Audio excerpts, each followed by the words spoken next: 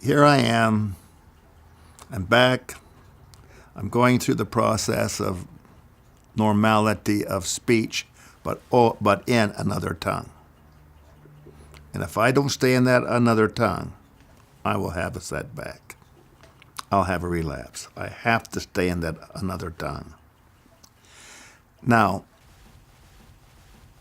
as I look back over my life, there are certain people, if they didn't exist, where would I be today?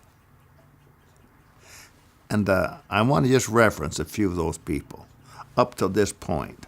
One, of course, now this is excluding my grandparents and my parents and those that I have mentioned.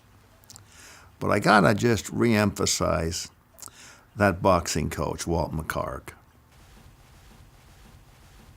When I was a mission president in Alaska, I took 2 half days off.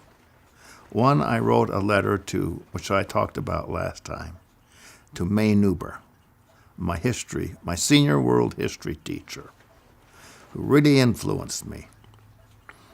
And I remember sitting there listening to these kids ask questions and answer questions, and I just sat there like a bump on the log. But on the other hand, I doubt if any of those kids were any more touched than I was with May Nuber and her teaching skills. Now we come down to the boxing coach, Walt McCarg. This guy was very serious. He knew the sport, and he insisted upon us abiding by his regulations. And because he wanted us to win those fights. And so when we stepped inside that ring, he wanted us to win. Not so much for the school or anything else, but for our own psyche, to know that we've been able to face somebody we've never seen before in our lives, and they're going to come out and try and kill us. And so that, and we go at them. So he wanted to bring us up to that level to be able to handle ourselves.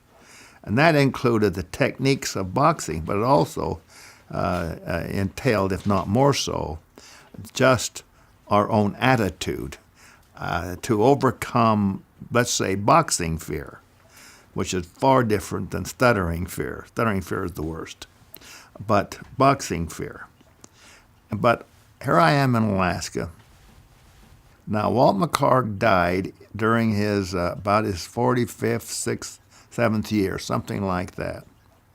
Just after he left Idaho Falls, took a job in California coaching, and while at that job, when we were still young, he died. So I felt like I'd like to write him a letter, even though he's passed on. So I took 1 half day, and I wrote this letter, and I went through 3 drafts, the final draft, and I had it typed up. Now, I knew he was from Wendell, Idaho, initially, and I sent it to the postmaster in Wendell, Idaho, and with a little note on the envelope saying, if you can, find Walt McCarg's wife. And never heard back. But I felt good about just doing it, just expressing to him, because I knew that if he's not here, he's there. And if he's there, at least he knows here is someone that still remembered him and was grateful for his contribution. Now, I can't tell you how important boxing was in terms of facing all kinds of situations in life as I went through life, giving presentations, meeting the President of the United States, for example, Ronald Reagan, all the things that I have been involved in with all kinds of people, and to have that confidence that I can handle myself in those situations. And so much stemmed from the sport of boxing, and it just played a critical role. But I was fortunate enough to have Walt McCarg as my coach. But one that I have to also really mention, and that's Howard Thompson. Howard Thompson was the manager of the J.J. Newberry store that hired me to start painting the signs, the little tiny signs. And for some reason, he gave me the job. I had the job. I got the confidence that I can do this job, and I have a nice resume doing sign painting for J.J. Newberry's as a sophomore in high school. So Howard Thompson, later on in life, he left Newberry's, and but he kept in touch with my family, particularly my mother, and she would let him know what I'm doing and so on and so on. And then later on in life, we corresponded, and he passed on. But I don't know what I'd have done without Howard Thompson. The role was so critical in giving me confidence. Now, I started a sign company when I graduated from high school, and I had to have a place where I could work out of. And he heard about that I was trying to find a location. So he contacted me. He said, now listen, we have an extra space just off of our stockroom, and there's a separate stairway. You can have this space free. For all the work you did for me, free, and for the store. I think that we owe you something. So I started off with Snarr Sign Company, and I painted a little sign on the second floor of the window. I'd get a ladder and get up there and paint Snarr Sign Company. And so he took this great interest in me.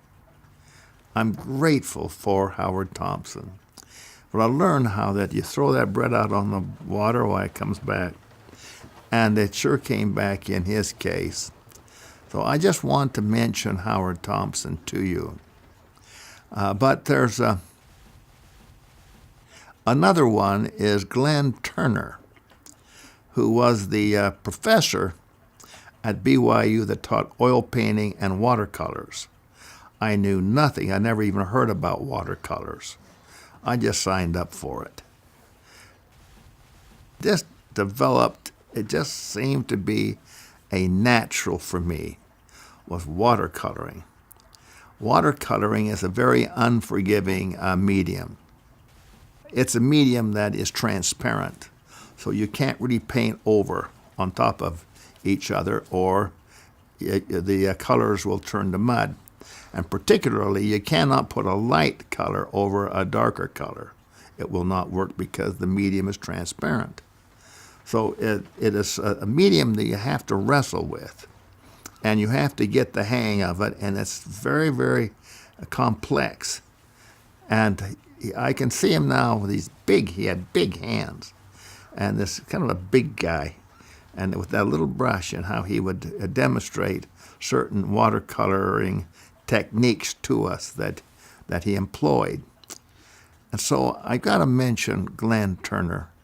And I have done some painting in my life as I've gone through life, but I haven't painted for a number of years, and I'm really sorry for that. But I just can't imagine my life without Glenn Turner. Well, there's another person I'd like to mention who really had an impact on my life. This was later on, and this ties in with stuttering. There came to Salt Lake City a positive thinking rally. And this positive thinking rally, they did a lot of advertising on the radio and the newspaper, $10 a ticket. I bought 10 tickets. And I took my family. And I took my friend Alan Brown and his wife and a couple of his children, so that we used up the full 10 tickets. Well, you had perhaps the best what they called platform speakers in America. You had Dr. Norman Vincent Peale, for example. You had Zig Ziglar, for example. You had Dr. Robert Schuller that was very good at that, speaking. You had Ira Hayes. You had Art Linkletter. You had Earl Nightingale. And you had them. Well, during that rally, which was the way it worked, speaker would get up there and speak after being introduced, and he would go for about an hour. Then they'd break for 15 minutes. And then after that, they'd have the next speaker. So fundamentally, they'd start about noonish or 1 o'clock, thereabouts, and it'd go at about 10 o'clock at night by the time they're through, because you had to have these 15-minute or 20-minute, something like that, rest periods.